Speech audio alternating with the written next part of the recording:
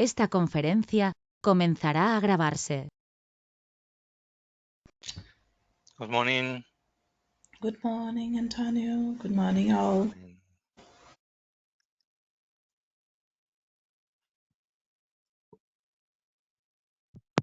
Buenos días, Antonio.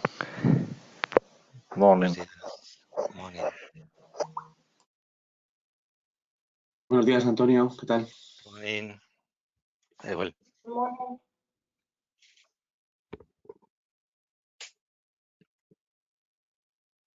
Good morning, Antonio. Buenos días, Esteban. Hola, buenos días. Buenos días, Antonio. ¿Todo bien? Todo bien, Jaime. Good morning.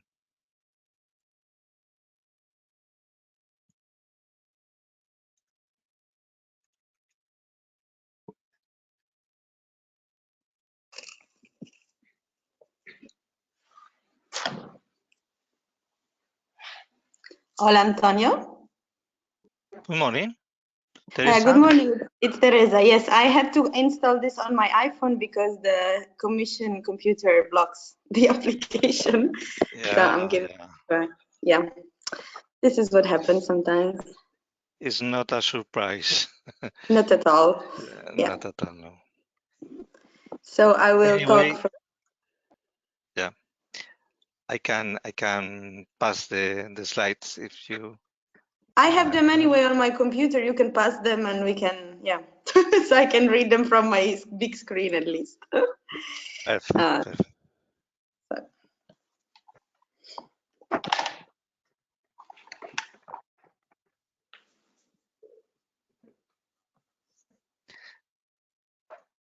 So just one moment, I will share my screen now. And here's this.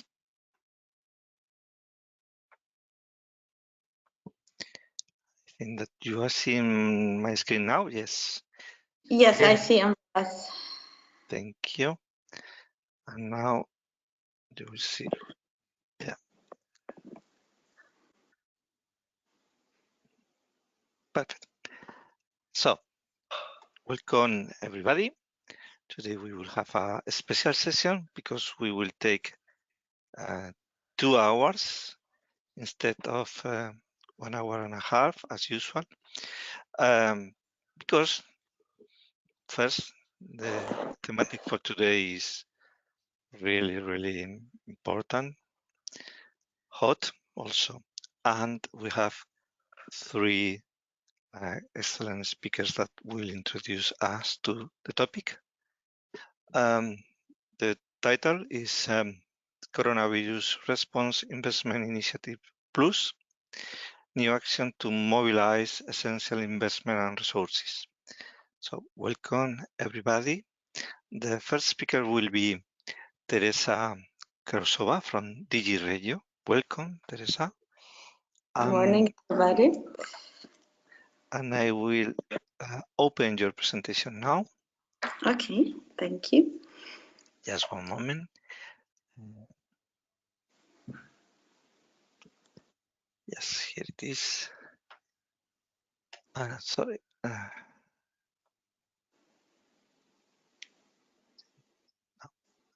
Here. Do you see it? Yes.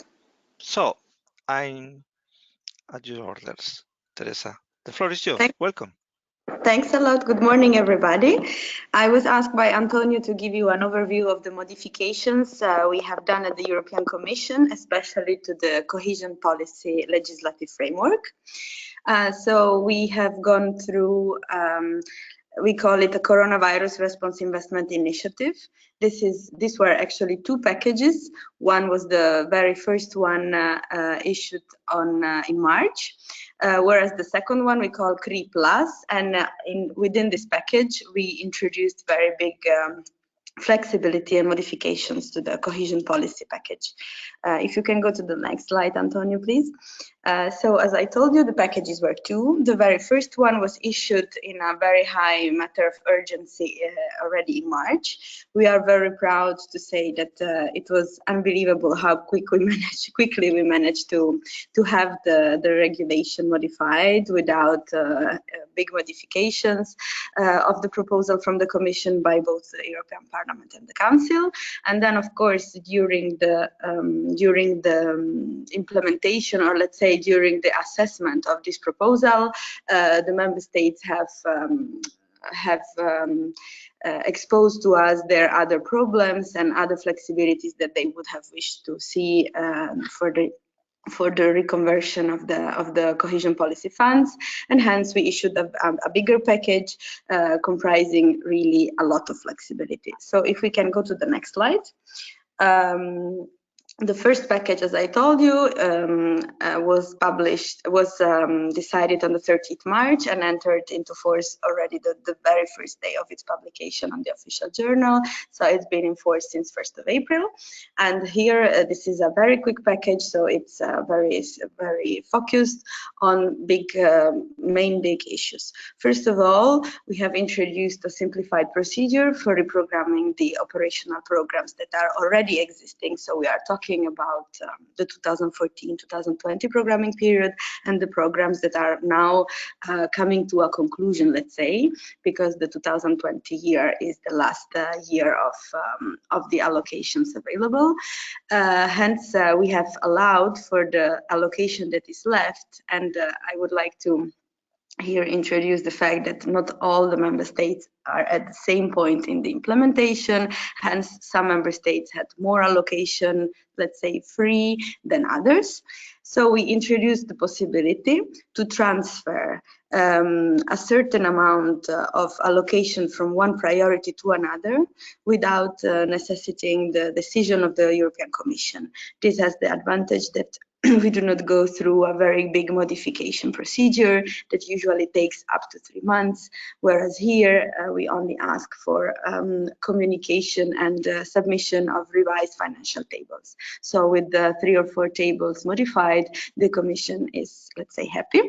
The only very condition that we have introduced is that those transfers are limited to 8% of the allocation of the outcoming priority. So let's say that we have a priority for, I'm now giving only examples, a priority for ICT connectivity, and only up to 8% of the allocation of this priority can be transferred to the priority that addresses health issues. And the other thing is that each and every one of such transfers of 8% from one priority to another cannot total more than 4% of the whole allocation of the operational program. In case of exceeding these ceilings, then we go for a normal Commission decision. The other thing that we have introduced is an extended scope, let's say, of our funds. First of all, for the European Regional Development Fund, we have opened to the possibility to finance working capital in small and medium enterprises. And also the possibility, not only in SMEs, but overall, to invest in products and services that are necessary to foster the crisis response capacities, especially in public health services. And we have done this, which was already actually eligible under what we call thematic objective 9. We have made this eligible under the thematic objective 1, so to allow member states, and especially more developed regions in member states that did not have the TO9 in their programs, to invest themselves as well into public health services. So we have opened the scope to the investments that were necessary back in March when the crisis was at its most. All these two big scope extensions have become eligible retroactively, which means that despite the fact that this regulation entered into force on the 1st of April, whatever expenditure, that was carried out already as of 1st of February is anyway eligible. So we have retroactively opened. The other thing is that the working capital can be financed both from grants and also from financial instruments. So this is also important. And the very last but not least flexibility we have introduced is that the pre-financing, the yearly pre-financing that we give the member states on the yearly allocation, the pre-financing for 2020 that was not yet used can be all used for the crisis expenditure, and the Commission will not exercise its right to relinquish this pre-financing at the end of this accounting year. To say it in simplified words, we will not call back for the pre-financing that would not be used, as long as this is all used for the COVID-19 response. So as long as it was not used so far, it can all go to the crisis response.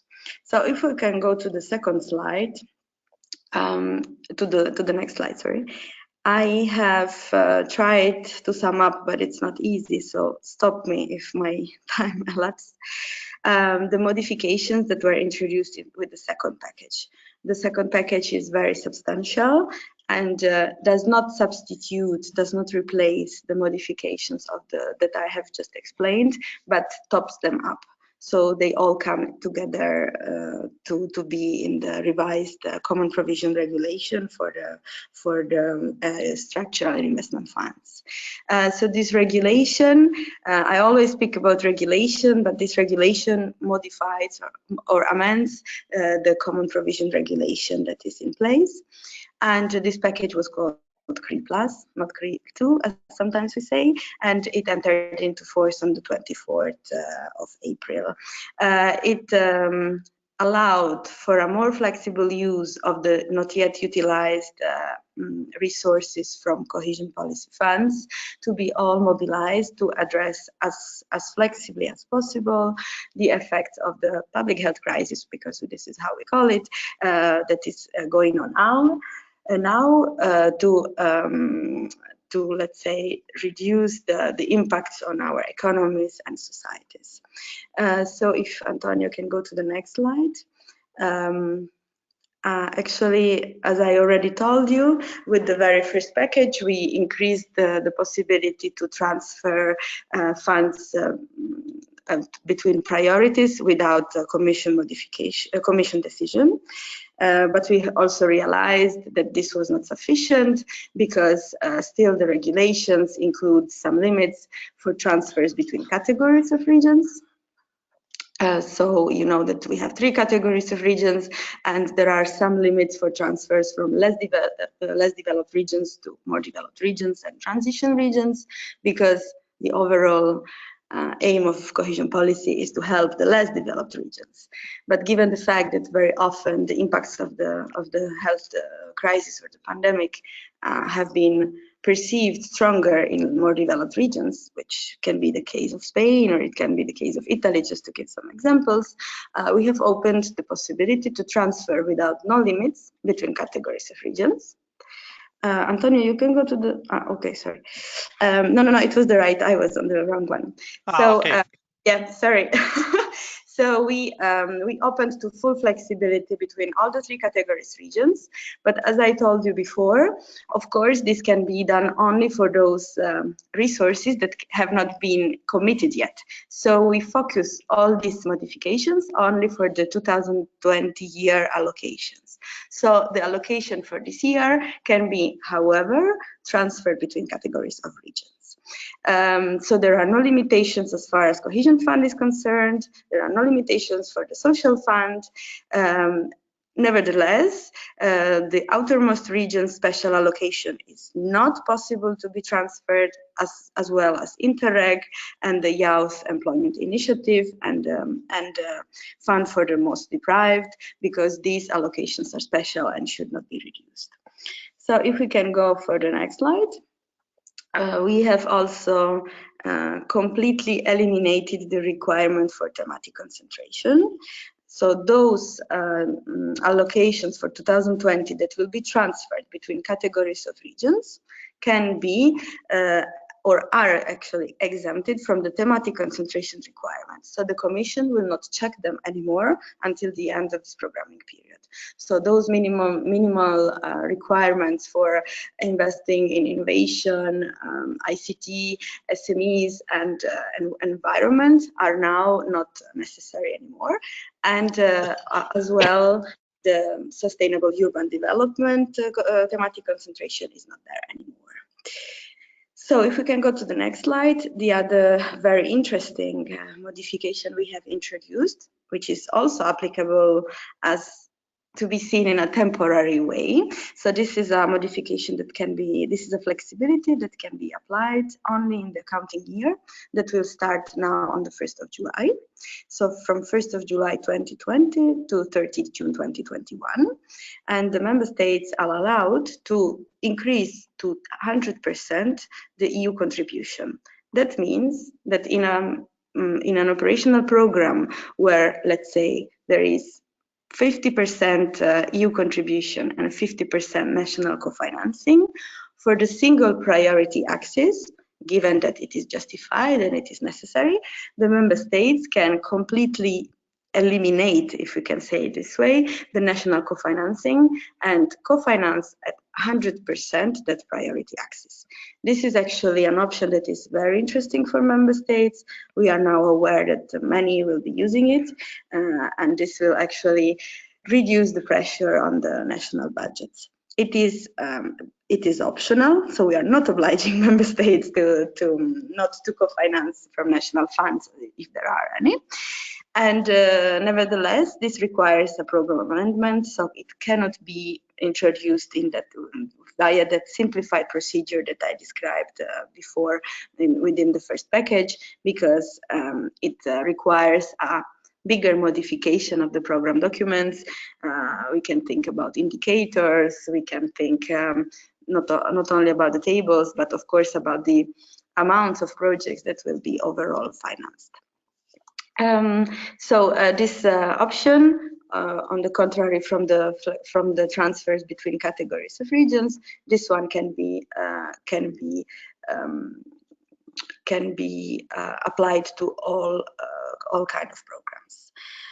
So I have prepared just a table which is an overview. It's the next slide, just to show more or less what are the amounts at stake. Of course, we are not at this point in time able to tell you actually how much allocation will be used using these opportunities, but still these are the numbers of the allocation that is available for the member states to transfer from categories of regions. And I actually was that fast that I did not explain properly that not only the categories of regions allocation can be transferred without limits, but also between funds. I was too quick, sorry. So not only more or less and transition regions can transfer their allocation without any limit, but also between the funds. So the cohesion fund can transfer to ERDF. This is very interesting for many member states because the scope of cohesion fund is reduced, whereas the ERDF is wider, and the same goes for social fund. It can both receive and give without limitations. So all of this is actually the allocation we have calculated based on the original allocations of operational programs, and these are actually the amounts that can be moved in 2020. There is another flexibility that we have introduced, and now I will actually describe just the package of modifications that we consider more administrative or bureaucratic, let's say, because the flexibility is nice, it's very useful, but you know that the European Commission always needs to have revised operational programs to go through the assessment of those documents, and this can take some time. So first of all, we have completely eliminated until the end of this programming period amendments to partnership agreements. So far, one modification of the partnership agreement was possible per year, collecting or summing up all the modifications of programs that have been done during the year. And you know that between partnership agreement, that is the big framework for the spending of structural investment funds for 14-20, you have the summary, and it has always to be coherent with the programs to avoid that administrative burden, because we know that the authorities are now very busy on different sides. We have eliminated the modification completely. So this was already the next slide, Antonio. So we go to the second next. So this was the one, and we go to the second.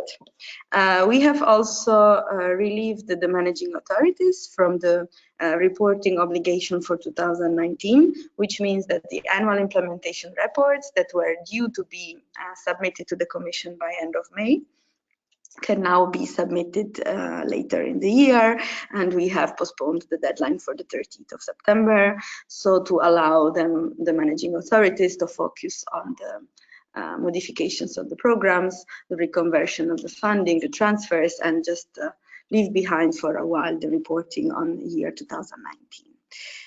We can go to the next slide. We have also simplified the audit method, or to say better, we have realized that sometimes it's very difficult to go for on-the-spot audits given the pandemic and the confinement restrictions. So we have made it possible to use non-statistical sampling method for audit whenever this is duly justified and explained to us. And this is again flexibility that can be applied only on the last concluded audit year, if we can say that would conclude now, so the 2019-2020. We have, this is different from the financial accounting year, because we have always tried to focus on what is due now. So the financial flexibility is necessary as of now, whereas the flexibility or some support on the audit issues is applicable to the to be concluded audit year. I actually, yeah, there is another slide, sorry. When I told you before that we have opened to support to working capital to SMEs from financial instruments, as you may know, in order to use financial instruments funded from the structural investment funds, there is a need to have a so-called ex-ante assessment. The ex-ante assessment is an analysis that describes why that precise financial instrument would be needed for that program. Whatever modification comes during the program period, normally we would ask to update the ex-ante assessment. Given the urgency of the situation, we will not request any supporting document to justify that the revised financial instruments are responding to the criteria that are usually used to assess ex-ante assessment. If we can go to the next slide, as I already said, the selection of the projects has been also simplified. That means that the projects are eligible for COVID response already as of 1st of February, and they can be already completed before their selection. You may know that the European Commission is strongly against selecting under operational programs operations that are already concluded, because it is sort of elimination of the additionality of our funds. If they have been already concluded, usually operations were foreseen to be supported from another budget. So it's sort of replacing budget. So we are very contrary to this, but given the fact that we introduced the eligibility of the COVID response operations only later in time, we made them eligible retroactively, and they can be retroactively also selected. So if, just to give an example, some urgent action has been taken and concluded, let's say on the 15th of February, but our modifications entered into force only later in April, sorry. These operations can be selected retroactively, and we will not look at the fact that they have been concluded. So if I can come almost to the end of my presentation, we have also, you will receive this presentation, I understand, Antonio. So you can always read them, and if you have whatever further question that we will not analyze in a while, you can always come back to me, it's not a problem. There is my email address at the very end. We have also opened, but really at the level of the Commission, we have made more flexible the force majeure definition. That means that the pandemic is to be considered a force majeure, and we recommend also to national authorities to use it, of course, in line with the specific national legislation to come to force majeure conclusions when necessary. We have also simplified payments. That means that during the response to the pandemic, for sure, the member states have not considered certifying expenses possibly as a very high priority. So certification was not possible for projects which are very small and are below 1 million euro. They can be grouped in one payment application for the Commission, making it more simpler. I think that I've already said this, so we don't need to repeat it. I only wanted to introduce a couple of things more. We have actually modified the state aid legislative framework within the CRII packages, creating a state aid temporary framework, which is considering that all the enterprises can be defined as in difficulty as of 1st of January 2020. That means that those that were not yet in difficulty before the end of last year are automatically considered to be in difficulty this one. So we have tried to align also this definition of undertakings in difficulty to the state aid temporary framework in order not to be in contradiction from the ERDF point of view.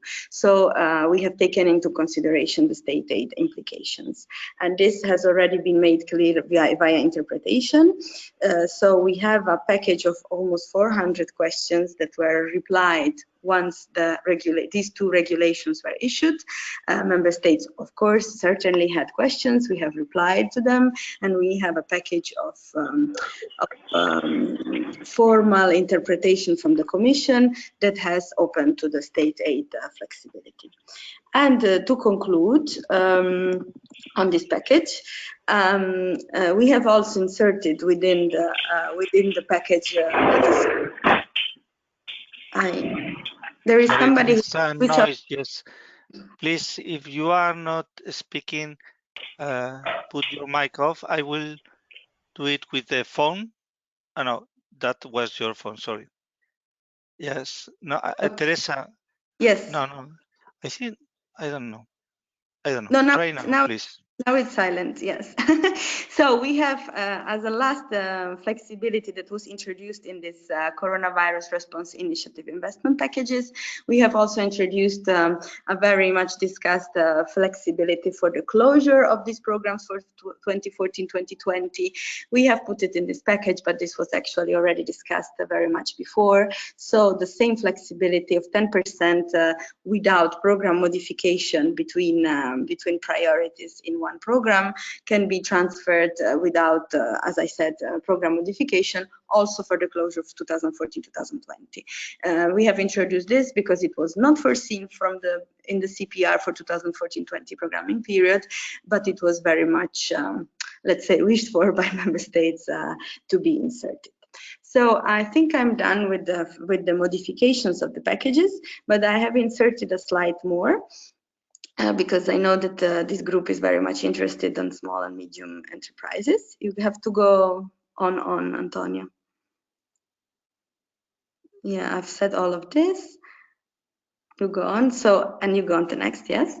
If we want to focus on what has been, let's say, made possible with the CRII packages for small and medium enterprises, as I put together the big issues. So first of all, as I said, the financing of working capital in small and medium enterprises is now possible, both through financial instruments and grants.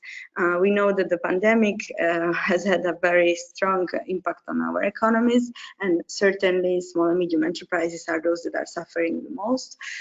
We know that fixed costs and still salaries need to be paid, and this is a big support that we tried to open to from the funds. As I already said, in line with this temporary framework for state aid package that was issued by the Commission, the Regional Development Fund can support undertakings in difficulties, of course, these difficulties have to be linked to the COVID pandemic. So there is this boundary between enterprises that were in difficulties in the last year and those that became in difficulty due to the crisis. Also, we have introduced flexibility in dealing with failure by beneficiaries to fulfill the obligations in a timely manner for the reasons that are connected to the crisis. So, as I told you before, the use of force majeure possibility has been opened, and we understand and we apply. It also has to be done on case-by-case basis. More flexibility when the beneficiaries are not actually able anymore to respond to their contract obligations. And under the social funds, that we don't have to forget, there is the possibility to finance short-term employment schemes without all those justifications that are usually required by the social fund, trying to limit such kind of schemes in normal times. When we talk about working capital in SMEs, this can address, for instance, unavailability of staff, not only the fact to support the staff that cannot be eventually paid, but also new staff that is needed. So there are many flexibilities that were introduced. I tried to sum them up. I think I have spoken too much and too quick, so I am open to any questions. Thank you very much, Teresa. If you don't mind, we will pass through the different presentation, the three presentations, and we will open the floor later. Okay, good. I'm here. So that way we could perhaps combine questions for everyone. Okay, sure. Thank you. And the next presentation is from Marek. Marek, are you there? I hope yes. Marek, we cannot hear you.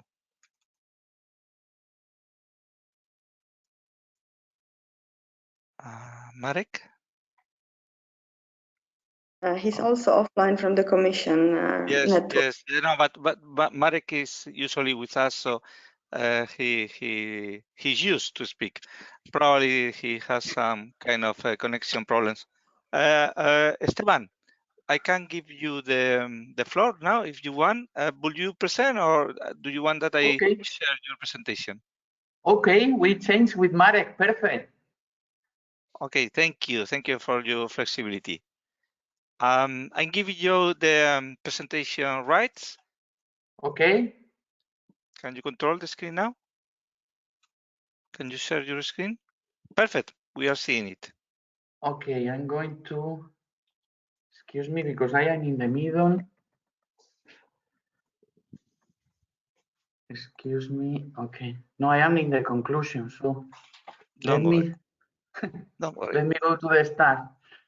So thank you for the invitation. It is a pleasure to be here in the European Alliance Against Coronavirus. I discovered you last week, and I think I like very much the webinar every morning at the same time, even on the weekends, and the discussion that are taking place. My name is Esteban Pelayo. I am the director of the European Association of Development Agencies. I'm going to introduce you briefly my association, because I think it's good for you to know what are the development agencies, and later I will I will bring you 4 examples of how development agencies are using structural funds for the fight against coronavirus. So a development agency is an entity created by public administration to foster the economic growth, the development in a territory. Mainly, we do that through the support of SMEs in 3 aspects. Finance them, providing resources to entrepreneurs for investment. This is the first thing. The second thing that we have discovered during the years is that it's very important to support innovation. So we help them to innovate. And the third one, to internationalize. Of course, it's very difficult to define what is a development agency, as we discussed in the previous session, how we define cluster. But in any case, it's an entity created by regions or metropolitan or province or local authorities to support them with a private, support the companies, I would like to say, with a private management. So it's easier for the companies to have the relation with an administration that is as flexible as they are, and that's why we create an agency. Even the European Commission has agencies. So it's something that every level of administration has, the national one as well. EURADA is the European Association. We established the association in 1992 in order to mainly to share experience. So it's very difficult to see who is doing what, and in 1992 we share experience, and 26 years or 28 years later we do the same thing. We have 66 members in 21 countries. Not only in the European Union, we have many members in Turkey, 3 members in Bosnia and Herzegovina, 2 members in Serbia. So it's Europe as a continent, not only the European Union. And what we do, excuse me. Okay, what we do is as any other European association, but because we are very old, let's say we have more than 25 years, we have a very established working procedures. We organize European high-level events either in Brussels in order to facilitate everybody to be in contact with the European Union institutions, or we participate even in events of the European Union institution. For example, thank you to Marek for inviting us to the Smart Regions Conference on Smart Specialization last year. We as well have a dialogue, a permanent dialogue with the European Union institution. We participate in several working groups established by the European Union in order to discuss policies. For example, we are part of the SMEs Envoys, or we are part of the European Structural Funds Permanent Dialogue. We train our people, especially we have a summer course for young professionals in order to help them to participate in European project, because European project is a way to formalize the best practice exchange, and we help the members to participate in European project.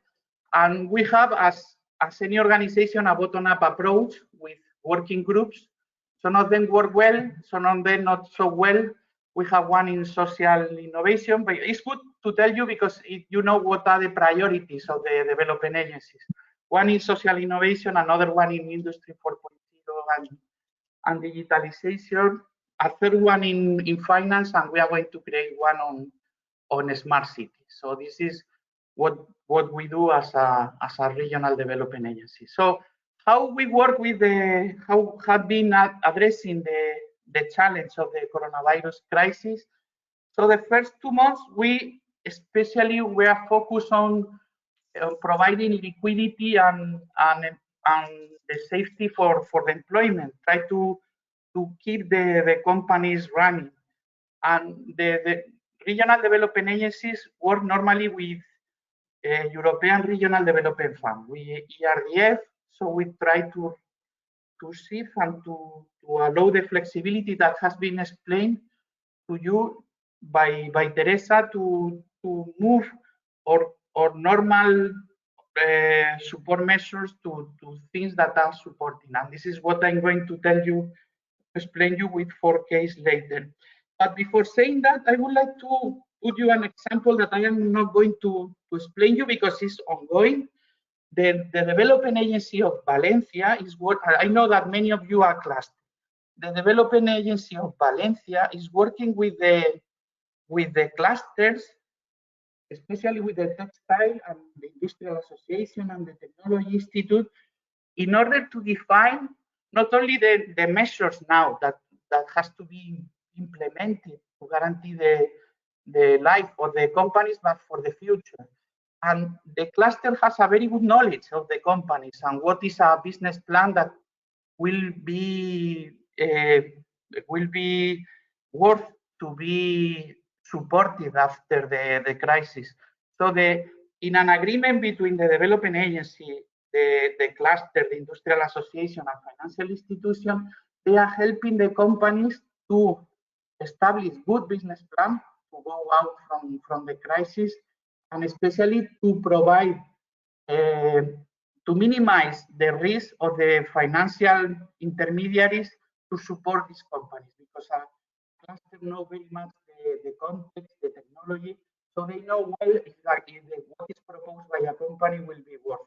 I'm not presenting today because it's not public yet. It's under discussion, but they have started the first operation with textile companies in Valencia for that.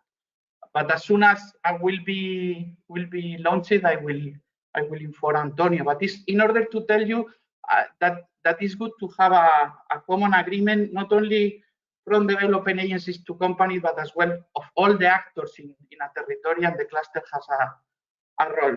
So not going out from Spain, Andalusia, and I'm going to give you 4 examples, 4 practical examples of how development agencies could work on supporting companies.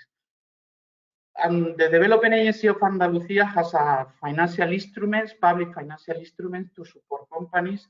And one of them is the Jeremy Fund, using structural funds, and another one, a public fund for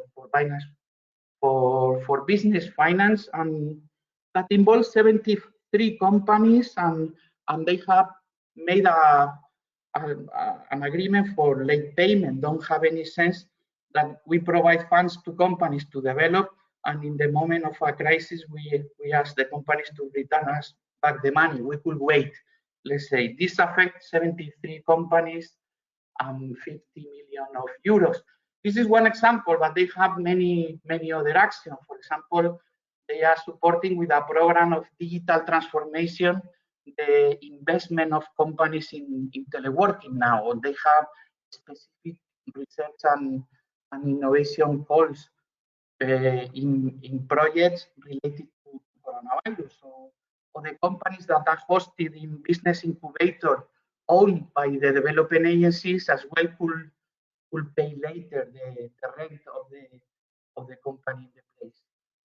Another example in France, in Nouvelle-Aquitaine, the development agency has launched 90 million of loans, credits, and grants to companies in order to support, as you know before, that is allowed to support working capital in SMEs, to support entities in social economy and solidarity, and as well to support association of enterprises in a moment that they need to bring together.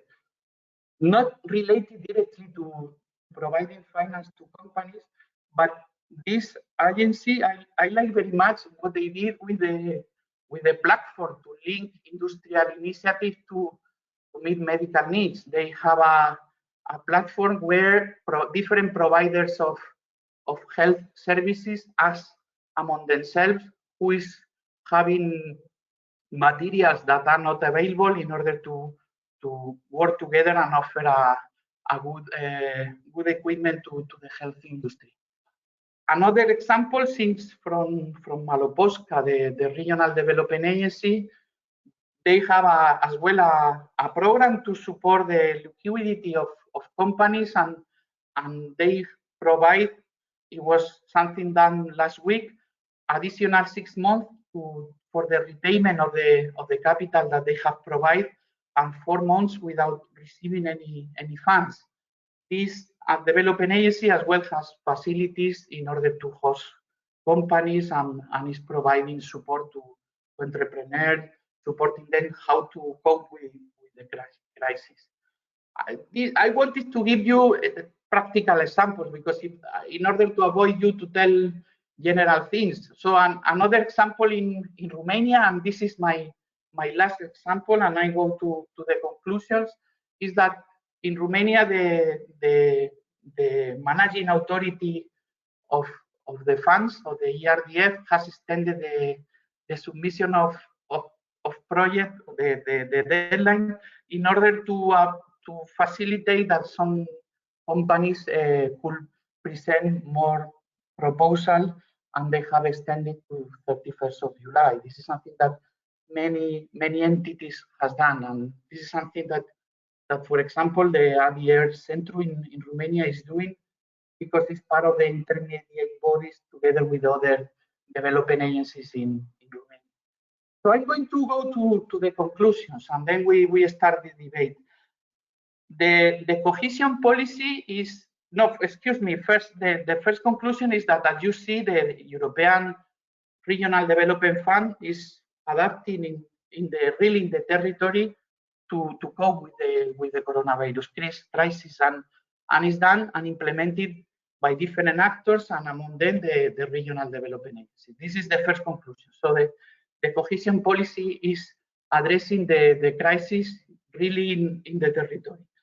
But my second conclusion is that the cohesion policy is not a policy that it is designed to address this type of emergency situation. So in reality, we are working in the other way around. We try to establish a shared plan among the actors in a region in order to address with an agreement the future of the economic growth in the territory. So it is quite difficult sometimes to address this type of urgent economic response. However, we have in the past, we have asked for the cohesion policy as well, and we thought that it could be very useful for other crises that happened in the European Union in the past. For example, the migrant economic crisis that we have some years ago.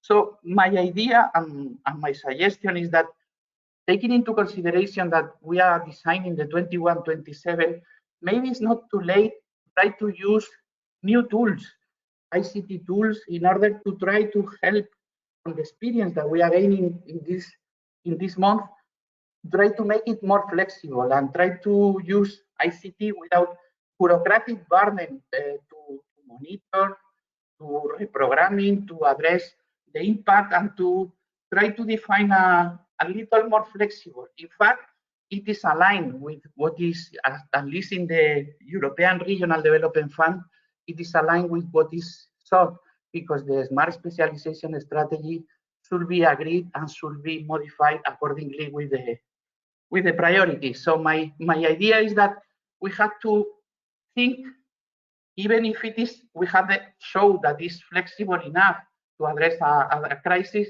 but we have to take profit to try to make more flexible while maintaining the objective of the long-term economic development priorities, try to make it more flexible. So this is more or less what I wanted to say. Thank you very much. These are my contact, and here you have my personal contact. Thank you very much. You are really welcome, Esteban, not only today, but those past these past days that you have joining us. Very, very welcome, and thank you for your presentation. It was clear, very clear. Okay, so Marek, are you there? Yes, I'm here. Can you hear me? Yes, yes, Marek, I have your presentation. So super. So if you can, because it looks I have slow connection today, and so digitization priority number one for Europe. I mean, this is This is definitely the case.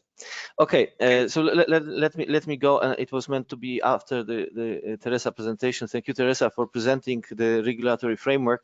And when I talked about this a month ago, I promised that I come back with what is happening in member states and how they go for use of this initiative. It has something to do with the last comment from Esteban.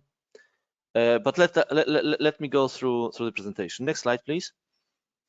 So this is the state. We have right now, as Teresa said, the whole package, it depends very much on member states, what available funds they have after in this period. Yeah?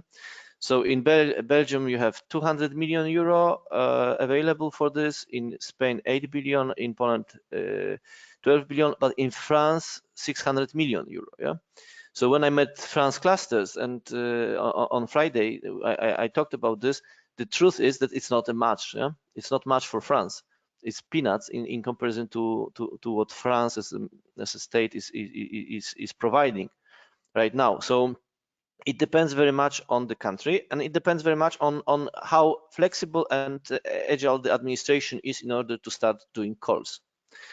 Yeah. Then if you look for member states main investments out of this, it is of course for hospital equipment, personal wages, for supporting additional employment for nurses, personal protection equipment purchase, ventilators, testing kits, and gloves and masks, of course. Many, in particular Germany invests, Denmark, Sweden invest in recovery, grants, financial instruments for working capital in SMEs, unemployment schemes and salary subsidies from ESF. These are the most popular funding using this flexibility. In terms of regulatory, of course, 100% co-financing across the board, speeding and simplifying the publication, of course, for proposals. And it depends very much, again, on the culture of the administration in the countries. In some countries, they are launched immediately, or they are modified immediately. And in some countries, there's still faster, but still slow. Extending deadlines for expenditures, increasing advances, transfer resources between funds or categories of regions, and this is tricky because, like in Italy or Spain, this is at national level to be decided and still under discussion. Flexibility on thematic concentration, or moving phasing projects to 2021-27. So when we go through the countries and current situation, Antonio, please, next slide. This is the situation from last year, of yesterday. So 18 May, and we have in the lead United Kingdom with highest cases in identified coronavirus and deaths. But let me concentrate on the European Union. So Spain, Italy, Germany, France, Belgium, Netherlands, Sweden, Portugal.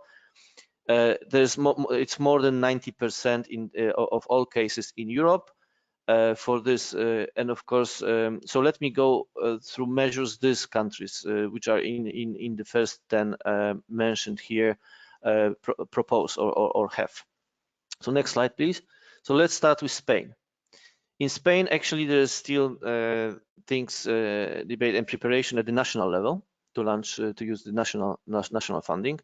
And this is planned to go for, as said, this is the final decisions are now being negotiated with the managing authority and the regions.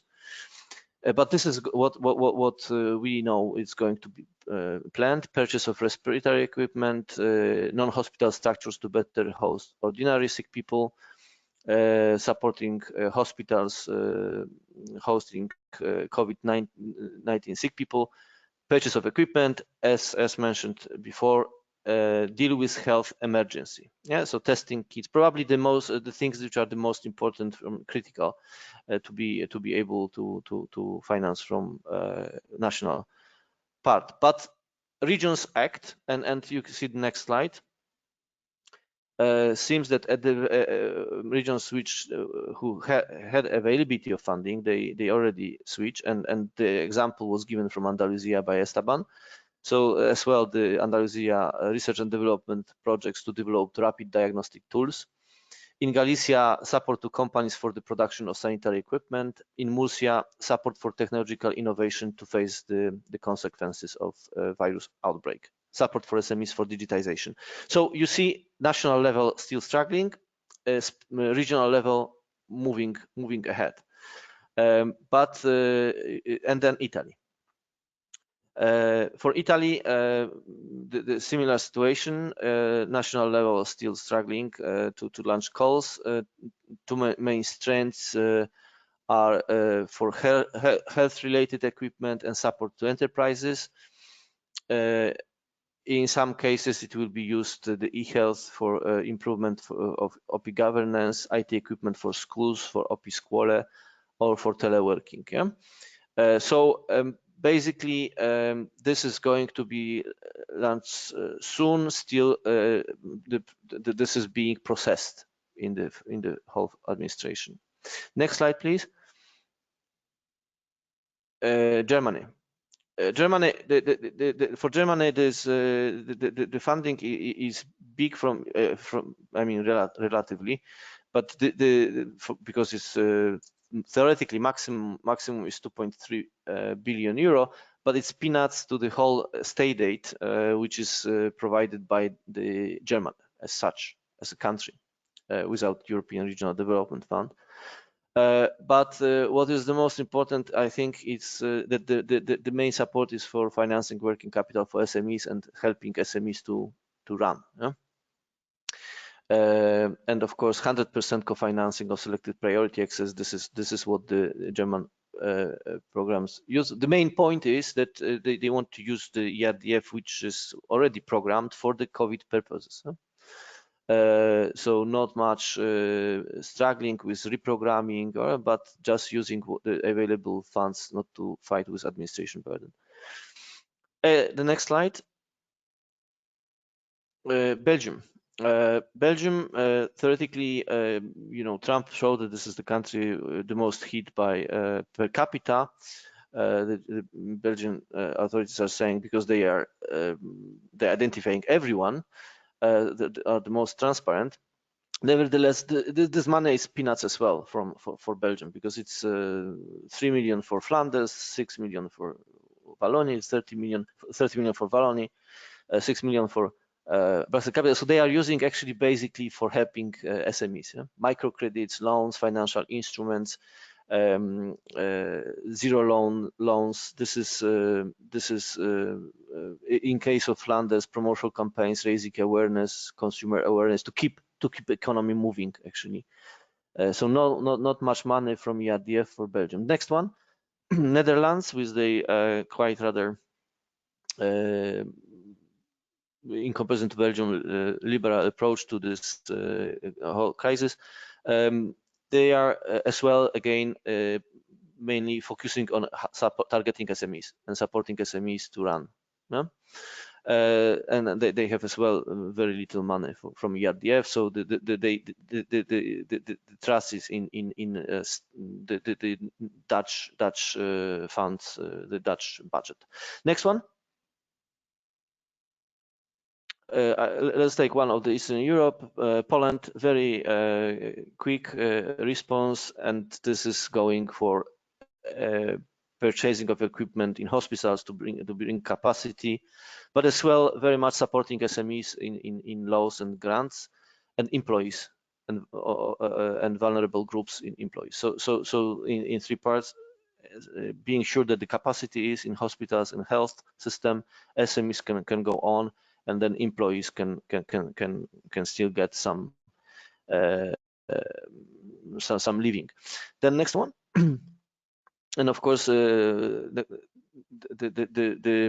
regions went quick, like Małopolska or Pomorskie, But what I want to emphasize is this the aid schemes under the temporary framework for state aid measures. And this is something that will go as well for the next slide for Portugal, if you go. Because Portugal was opened calls already on the 20th of April for SME support,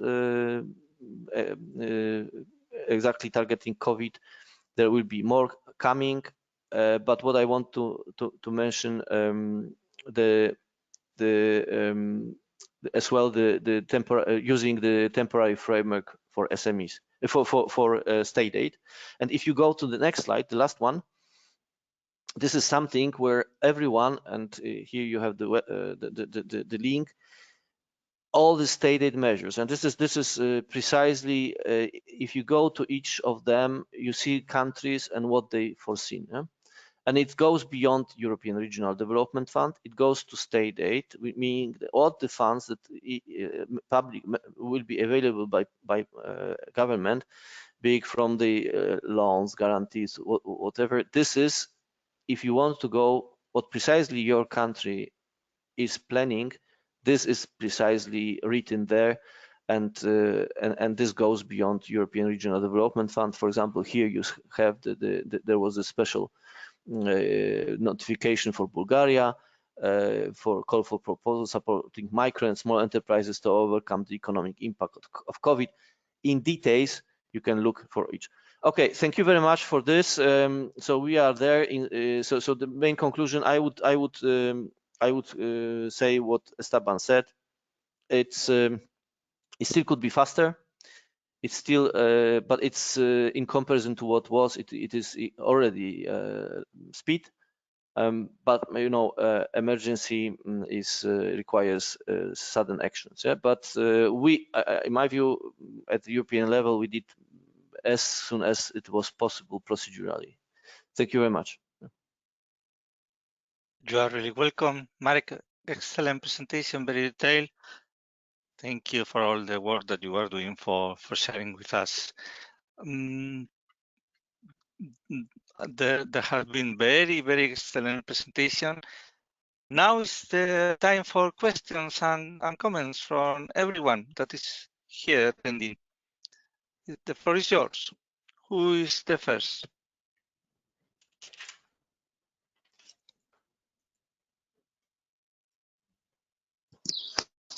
Antonio, this is Jorge from Spain. I'm the director of TPMED. Go on. Antonio? Thank you. This is a question, on, I guess, please. for Marek and perhaps Teresa. Marek, from the procedural point of view, you are saying that that now the decision, for example, in Spain was between the national government and the regions. Can you please explain how is the whole process? And if you can give an indication of the expected timing between one step and the other? You know, as far as I don't know, Teresa, you or me? Well, I have not understood the question. I'm sorry. Okay, so I take it. I take it. It's about when Spain will move at national level. Yes, but I don't know the No, answer. well, the question is more, what's the overall process? So you say that now the Commission has sent it to the national states. Now the national states are dealing with the regions. But what is the whole procedure? What is the information flow and approval between European Union, countries, regions? What's the way go and forth? Okay. I can take it, Marek, if you wish. Okay. It's okay? Okay, I go. Yeah. Well, the idea that we have approved the regulations, they are in force, and now it is up to the member states to table in the modifications of the programs to the Commission. I mean, all of this is on voluntary basis, which means that in case the member states want to make use of these flexibilities, they have to tell us and they have to submit to us the required documents. So for those very small transfers that I said at the very beginning, we just need tables. For all the rest, we need to modify the program documents. So this is up to each member state administrative setup. don't know each member state how they work, but there are member states that have national programs. Hence, the modification of a national program usually implies that all the stakeholders, also from the regions, are called to participate and to express their needs. Otherwise, when we have regional programs, it is up to the regional authorities to start the process of revision of the programs. Now, as I told you at the very beginning, usually a modification of a program can take up to 3 months, which is immense. Given the urgency of the situation, we have very much shortened our procedure.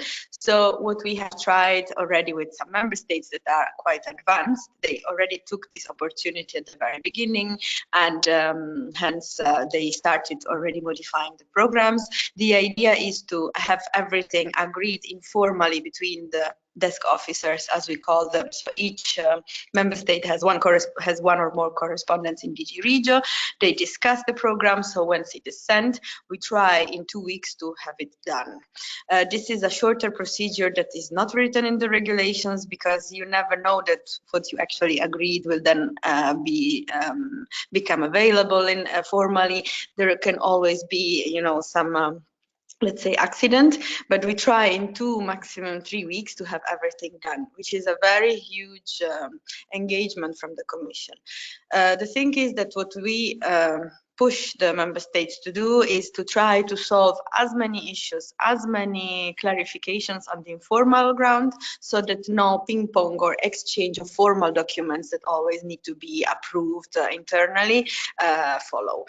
The idea of a modification of a program is that it always has to be stampled by the monitoring committee. So the monitoring committee of that program is composed usually by whatever stakeholders. That means, I don't know, you have a regional program, you will have the municipalities representatives, the representatives of the let's say enterprise sector, health sector. It depends really the thematic objectives that are in the program, and they have to approve that the modifications that are tabled to the Commission, everybody is happy with. So it's not a unilateral decision of some regional or national authority, if this was the question. Yeah, the second part of the question was, what is the average time that you expect for the CRII Plus to be approved so that the regions can spend it on average? Oh, well, I don't have such statistics. We have just started, so I don't have overall statistics. It really depends also on the cooperation between the member state and the Commission. It's not only on our side, but there are some already in the pipeline, and like in 3 weeks they were done. So, but it's really very few now, because the member states first have to start tabling in, and I have to say that Spain is quite lagging behind. So I don't have any example from Spain, for instance. Yeah. Just if I may add on this. Spain received on the 2nd of April the approval for the umbrella scheme, National Temporary Framework for State Aid, in the form of direct grants, repayable advances, tax or payment advantages, guarantees on loans, subsidized interest rates for loans to support the economy in the current COVID outbreak. On 24th of April, the Commission approved the second National Temporary Framework for State Aid. In Spain, that includes aid for COVID relevant for research and development, investment aid for testing and upscaling infrastructures, investment aid for the production of COVID-19 relevant products. So the state aid, let's say, is done, and Spain did on their side what they need. So if it's not so they can invest from the state aid point of view. From the ERDF point of view, as far as we have knowledge, is that at this very moment there are still talks between the managing authority and intermediate bodies in Spain to come up with modifications to the Commission. It's going to be as soon as possible. We hope everything by this procedurally for ERDF will be finished by end of June from the if it's submitted, if the Commission does. So this is a tentative schedule, but the things should be submitted to the European Commission first. If I may add, we have not set the deadlines for the submission from the member state. It comes without saying that it is a need from the member states, and it's the member state that has to submit when they are ready. Nevertheless, I want to reiterate that the eligibility of operations that are covering, let's say, COVID-19 response is already retroactive for the 1st of February. So whenever the modification from the member state comes, anyway, the operations are eligible. Of course, they have to fall in the general scope of the funds. I mean, the general rules cannot be disregarded, but the specific flexibilities I talked about are eligible as of 1st of February. So even though the operations are concluded, for instance, they can be selected already concluded retroactively, and the program will be changed, let's say, in June. I mean, this is all allowed. May I say something? Excuse me. Esteban Pelayo from Neurada. I know the development agency where Jorge is based, the TIC Biomed, and in this case, the time is even shorter because there is a special provision in the ERDF that is called Global Grant. With the Global Grant, the development agency is able to make the programming easier because it is considered as an advanced intermediate body that could modify themselves many of the activities done for the SMEs, for the support of SMEs. So answering the question that you have made, the first question, Jorge, the time is even shorter than what Teresa and Marek is telling you because there is a global grant. The second thing that I would like to say is that there is not new money. There is not more. The thing is to mobilize the funds that are already in the funds that of the cohesion policy there. So it's not a new program where you could have different calls. So it's what we have already in approving in the regions.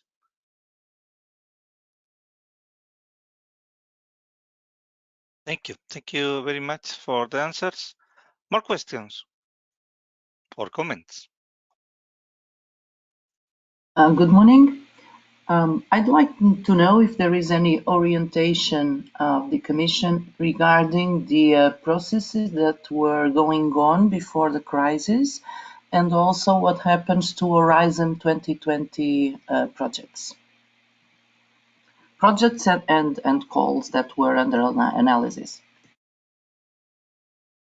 Well, I am afraid that goes beyond my scope. I work for regional policy and I'm not an expert of Horizon. So I am afraid that we are not the right people to reply. Possibly Marek knows something in general, but I don't think so.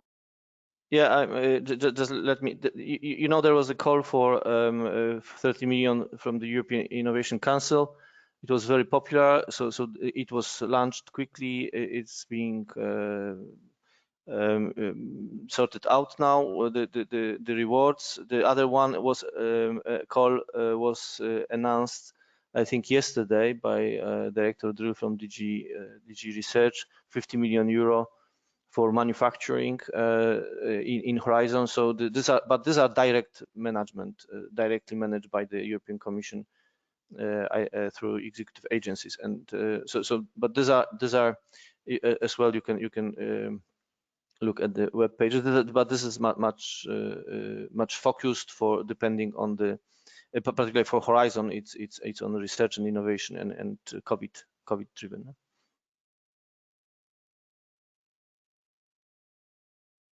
Thank you. As far as I know, the budget for the period 21-27 is still to be negotiated. No? Yeah, MFF is still. Yes, it is. Yes, but we are awaiting some modifications that should come in the coming weeks. So we cannot say much more, I'm afraid. So I suppose that the question is, do you think that it will have a big modification based on what is happening these months?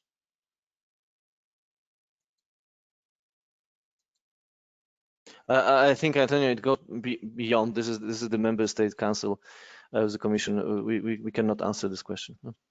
Thank you. I understand that. We understand.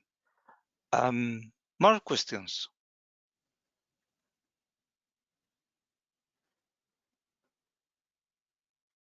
or comments?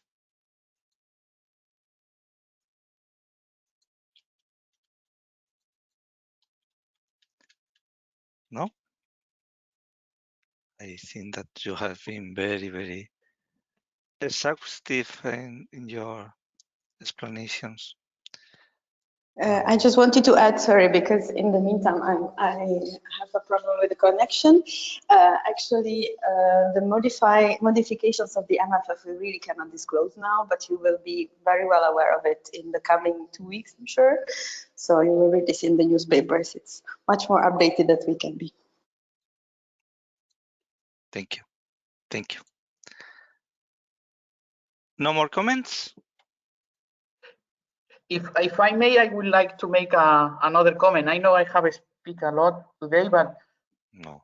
The thing is not only the urgent measures that we have implemented now, but now all the authorities, the regional authorities, is going to think on the recovery, what comes next, how we will go out, and there the ideas and the vision of all the actors are very welcome, because we always speak about Green Deal, the digitalization and the resilience, but how we implement in every territory, what are the practical measures that should be done?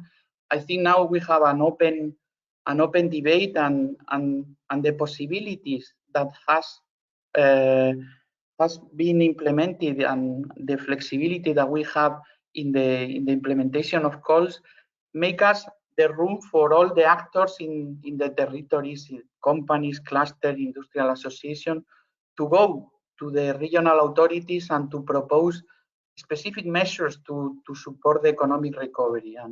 And as well, the moment, as we discussed, of the European 7 years program from the 21-27 opens another window. It's not only the coronavirus crisis, but as well the lifetime, the normal lifetime of the programs.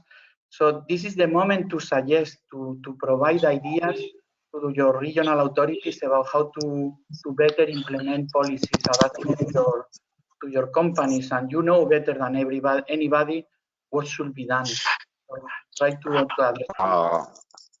Esteban, Sorry, this is Jorge again. Sorry, can I say something, Antonio? Go on. Esteban, this is very interesting what you're saying.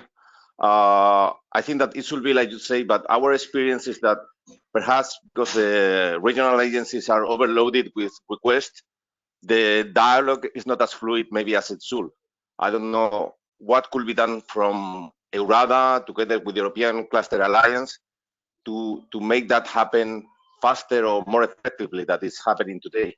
At least in our experience in the regional level, we are not getting the traction that we were expecting by proposing ideas or suggestions, innovative instruments, for example, that are more targeted to the current situation. We are not getting that feedback from the regional development agencies. I don't know if something could be done between EURADA and the European Cluster Association to improve that situation. I was just going to suggest that. That's the same, Jorge. So you have advanced my proposal. Yes, Esteban, it's really a very, very interesting point. Clusters and regions are close agents, very, very close agents, clear for everyone, I think. But we should collaborate better, especially during these next months, weeks, I don't know. And you are really very, very welcome here, Esteban. I don't know if we could explore other possibilities. No, I don't know if some kind of specific video conference with your societies, or please think about that, because we are very interested. Sorry. Antonio and Jorge, I know you and personally, so I know that you have many ideas. What we are doing for the members, try, as we have been doing during decades, is try to give them a good example. And I have done today is to show who is doing well.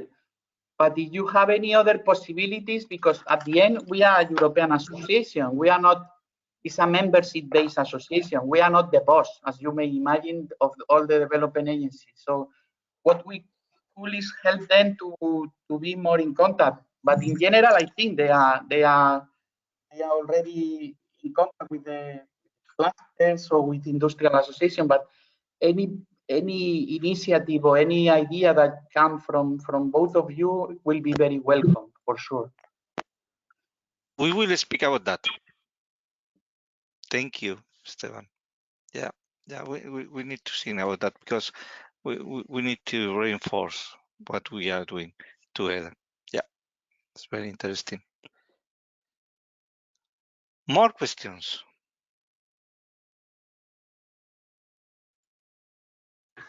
Antonio, can I make a question to Esteban? A brief question? Oh. Yes, Esteban. Thank you very much for your excellent question. I think that after COVID, we have to reinvent our communities, especially in the most interior regions where there are no much companies and people. How do you think the local development agents can reinvent these communities, and what kind of new activities they should do in the future?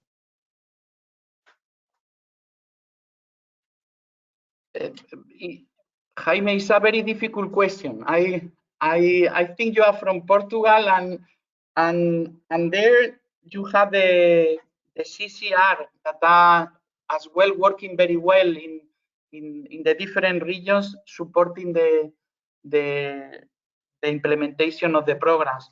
But in any case, the tool that is applied in many of the regions and countries is to establish an open and continuous dialogue with the different actors, and you, the clusters, because many of you are cluster of industrial association, are the representative of the industry.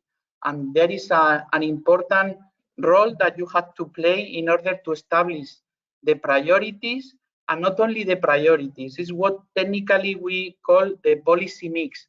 How we should implement the programs, because the devil is in the details. How we should really, not only what we should do, but how. The how is really important, and what is really effective in the territory. So I think my suggestion is to have any regional or local authority to have a continuous dialogue and in a structured way with the industry. And there the cluster has the main role, because we cannot call the SMEs every 2-3 months to address what are the priorities in your territory, and you have a role to representing them, and you are representing the best companies in each territory. Thank you, Esteban. If I may, Antonio, because this is the fantastic, fantastic. I mean, there is COVID, but at the same time, it's programming going on for next financial perspective in European Regional Development Fund cohesion policy, and we have this smart specialization story which is still actual. It's even updated. This could be as well a great chance to have its seat of clusters with development agencies on entrepreneurial discovery process and governance of smart specialization and setting priorities on the basis as well with all the aggravated issues that you have identified during COVID, which is now visible, which were not visible before. But this is as well the timing at the regional level with agencies and clusters to go for it and be brave in the entrepreneurial discovery process. Easy to say, but I think this is the moment. Huh? Yeah, I totally agree with that. That's why, because you know, everyone, we have signed an agreement with a contract with DigiGrow just to identify disruption in the industrial ecosystem, and to propose then solutions. And that could make sense also with the regional agencies. Would make sense, and perhaps we should think about that with Esteban Neurada as the European organization, and how to organize that in a I don't know, methodological way. And I am sure that it will benefit both of us, everyone, in fact. So that's homework, I think, for the next days, if you agree. Esteban, I don't know. We need to think about that carefully. Of course, I am following your debate about how to identify the gaps in the industrial value chains, and of course we will be very happy to provide additional insight and contacts in the territories in order to address where are the gaps. So we will be very pleased. So thank you very much for involving us. It's just the contrary. Thank you very much for your open vision to integrate all the actors. We need to be together. Thank you to you. More. There is one topic in the ECCP COVID-19 Forum. You have it in the screen and the link in the chat, so we can continue with the dialogue on that topic. Okay. I think that there is Pablo Fernández del Castillo. You wanted to speak?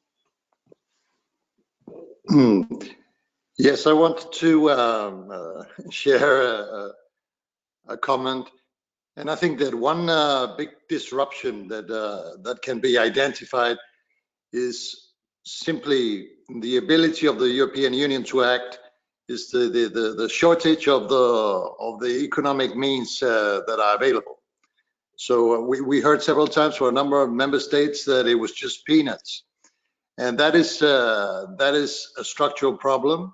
If we're talking about 1% of GDP as a European budget limitation, then it is very welcome that procedures are simplified and streamlined and more agile.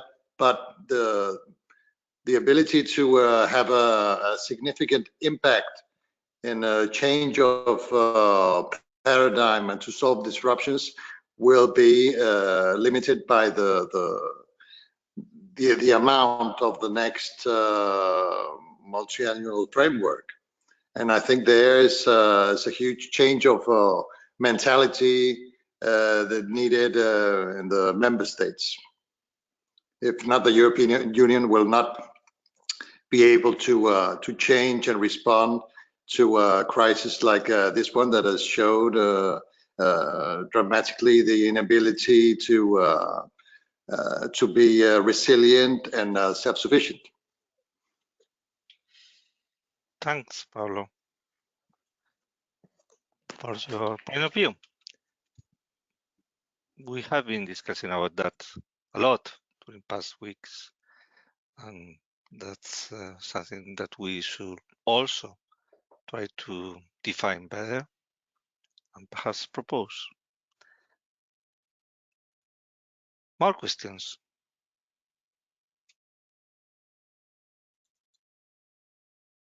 If not, we will close. Thank you very much, Teresa. Thank you very much, Esteban. Thank you very much, Marek. You are actually very welcome. May I add one thing? Because I'm so sorry, because in the meantime, of course, they rang at my door because this is Murphy's Law. So I apologize for that reply actually on the newspapers, but it is very true that the MFF will be shortly revised, and we actually will have some more explanations to give you. So in case you are willing, I can send you something back, let's say in 3-4 weeks time, I presume. For sure. We will be very pleased to receive you again if you want, and we can. Because we will, I will be able to explain you not only what I said already now, but how this will be, because this was one question from one person there, how this actually will be reflected into the post-2020, and in case, what are the modifications that we are foreseeing, which are actually only cosmetic. So we are not changing the proposals for 21-27, and this is something I actually want to say because many member states are still waiting, and we are not changing the proposals of 21-27, apart from what is normal negotiations with co-legislators. So I will be able to explain you a bit more how is this passage from 1420 to 21-27 in view in consideration of the COVID. The only problem I have now that I can't tell you anything, so I'm so sorry, but there are things going on, but we are actually not allowed to tell you more than this. Okay. It's clear, but thank you very much for your offer to share with us as soon as you can, and we will receive you very, very eager to hear your news. So thank you everyone, and I hope to see you soon. Anyway, you are invited to all our sessions if you are interested. Thank you. Bye-bye. Thank you, Antonio. Bye-bye. Bye-bye, Antonio. Thank you. See you tomorrow. See you all. Goodbye. Thank you, Antonio. Bye.